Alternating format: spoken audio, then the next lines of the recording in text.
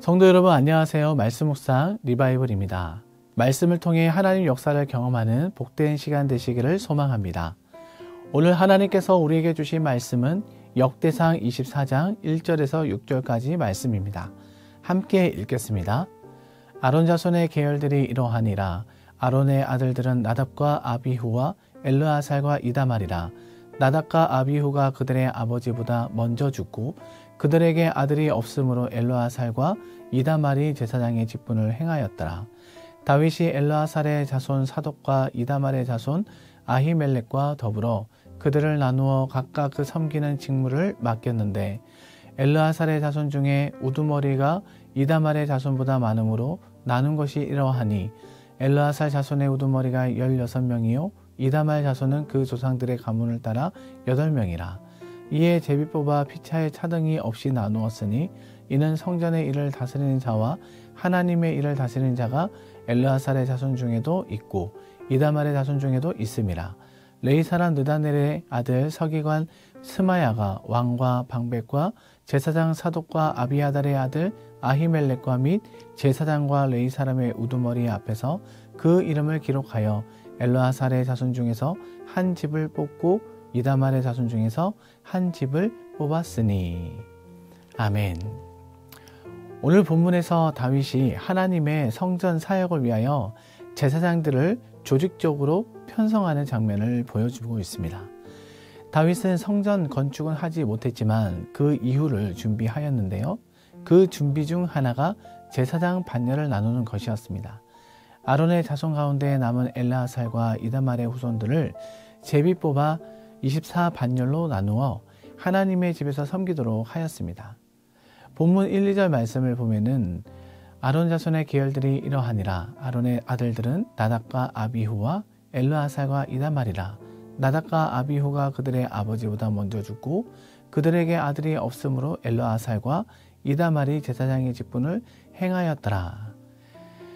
제사장의 자격은 혈통으로 시작되었지만 하나님은 단지 혈통이 아닌 순종과 거룩함을 원하셨습니다. 나답과 아비후는 제사장임에도 불구하고 하나님의 명령을 어기고 다른 불을 들이다가 죽었죠. 레위기 10장 1절 2절 말씀을 보면은 아론의 아들 나답과 아비후가 각기 향로를 가져다가 여호와께서 명령하시지 아니하신 다른 불을 담아 여호와 앞에 분향하였더니 불이 여호와 앞에서 나와 그들을 삼키매 그들이 여호와 앞에서 죽은지라. 그들에게 아들들이 없었으므로 결국 남은 두 아들 엘르아살과 이다말 자손만이 합법적인 제사장 가문이 되었습니다. 이것은 우리에게 사명은 특권이 아니라 책임임을 보여주고 있습니다. 여러분, 하나님의 일을 맡았다고 해서 자동적으로 인정받는 것이 아닙니다. 정결하고 순종할 때만 온전히 감당할 수가 있는 것이죠. 그리고 본문 3절에서 6절 말씀을 보면 제사장 직무의 분배 과정을 보여주고 있는데요. 당시 대제사장 엘르아살의 후손 사독과 이다말의 후손 아히멜렉이었습니다. 따라서 직무 분배 방식은 첫째는 제사장들을 사독과 아히멜렉 두 계열로 나누고 또 둘째는 각 계열의 다윗 당시 가문들로 다시 구분한 후 셋째는 제비를 뽑아 직임을 나누는 순서를 따랐습니다. 제사장 가문들을 조사한 결과 엘르아살 계열에서 16가문, 이다말 계열에서 8가문이 나왔죠. 다윗은 혼자 결정하지 않았습니다. 사독과 아히멜렉, 즉 엘르아살과 이다말의 대표와 함께 나누었습니다. 이것은 하나님의 일을 결정하고 운영할 때 공동체와 협력하며 결정해야 함을 보여주고 있습니다. 교회 사역도 어떤 리더의 한 사람의 몫이 아니라 함께 세워가는 공동체적 사명임을 말해주고 있는 것입니다. 그리고 당시에 엘르아살 자손이 더 많았지만 제비를 통해 공정하게 순서를 정하였습니다. 이것은 사람이 아닌 하나님의 뜻에 맡기고자 한 겸손한 결정 방식입니다. 하나님의 나라는 능력이나 배경이 아닌 공의와 하나님의 뜻에 따라 운영됨을 보게 됩니다.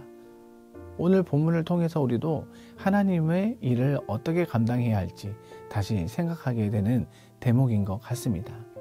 이제 말씀을 맺겠습니다. 하나님의 일은 아무렇게나 할 수 있는 것이 아닙니다. 하나님은 정해진 때, 정해진 방식, 정해진 마음으로 섬기기를 원하십니다. 우리 모두가 받은 사명을 감당할 때 이 나답과 아비오처럼 되지 말고 엘르아살과 이다말의 후손들처럼 질서 안에서 섬기는 자가 되기를 예수님의 이름으로 축복합니다. 이 시간 잠시 기도하겠습니다. 사랑의 하나님, 오늘도 말씀을 통해 은혜를 주심에 감사드립니다. 주님의 일을 맡을 때 나의 생각이 아니라 주님의 뜻과 질서를 따르는 지혜를 허락하여 주옵소서.